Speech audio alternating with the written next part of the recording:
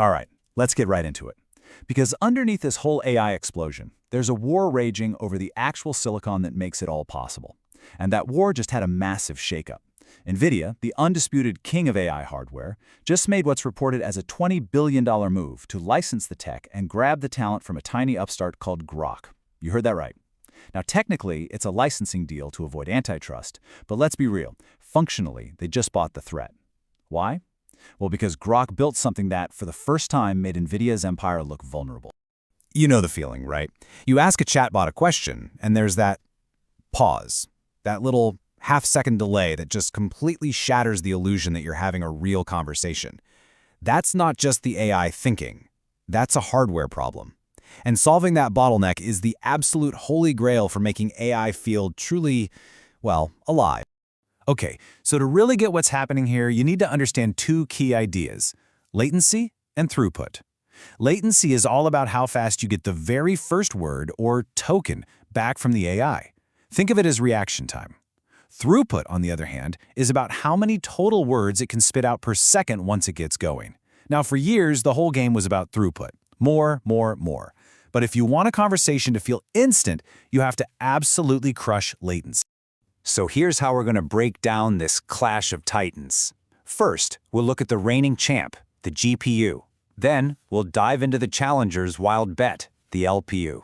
After that, we'll put them in the ring for an architectural showdown, figure out which one is the right tool for the job, and then look ahead to what this all means for the future of instant AI. First up, the GPU, the graphics processing unit. For more than a decade, if you were doing anything serious in AI, you were using an Nvidia GPU. I mean, they built an absolute fortress around this market. Their entire philosophy was built on two things: flexibility and just sheer brute force power. Nvidia's chips are these incredible all-arounders. They can train the biggest models on the planet and then turn around and run them for users. But their real weapon, their unbreakable moat, is CUDA, this massive software ecosystem that basically every AI developer on Earth uses. It's the default language of AI. Now, here's a key architectural choice. A GPU gets its power from these huge pools of what's called high bandwidth memory, or HBM, and that memory lives off the main chip. The best analogy? It's like having a gigantic warehouse right next to your factory. It can store an unbelievable amount of stuff, but every time you need something, you have to send a truck to go get it. And that round trip takes time. In that travel time, that latency, is exactly where the challengers saw an opening. Enter Groq and its Language Processing Unit, or LPU. They didn't try to build a better GPU, they made a radical bet on a totally different way of thinking. Groq's philosophy wasn't about being an all-rounder. It was about one thing and one thing only: absolute, rock-solid, predictable speed. This chip is a specialist. It's purpose-built for low-latency inference, and that's it. It's not for training. And they took a software-first approach, which is wild. They designed the compiler to plan out every single operation in advance. There's no guesswork. It's pure, deterministic speed. And here is the genius, counterintuitive move. Instead of that massive warehouse off-chip, the LPU uses a much smaller amount of hyper-fast memory called SRAM that lives directly on the chip. The data doesn't have to travel. It's not in a warehouse next door. It's right there in your pocket, ready to go instantly. Okay, so let's put these two philosophies side by side. Because this, right here, is the technical heart of why Nvidia just made a reported $20 billion defensive move. It's about two fundamentally different ways to build the engine of AI.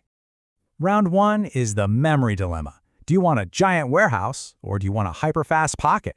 Size versus speed. And here's where you see that trade-off in black and white.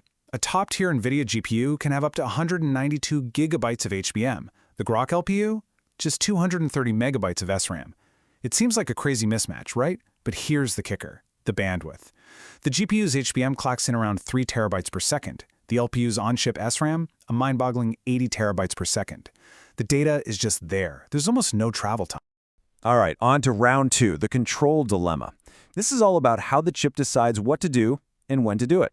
So GPUs use what's called dynamic scheduling. The hardware is constantly making decisions on the fly. It's super flexible, but it's also like a chaotic traffic jam. You get these unpredictable delays, this performance jitter. The LPU, on the other hand, uses deterministic scheduling. Remember that software-first approach? The compiler literally plans the entire traffic flow before a single car leaves the driveway. It knows exactly where every piece of data will be at every nanosecond. The result? No traffic jams, just guaranteed, repeatable performance. This quote from a Groq engineer just hits the nail on the head. They know the timing of the entire system down to a few parts per million. As soon as you introduce unpredictable, non-deterministic parts, like you have in a GPU, those latency guarantees just vanish.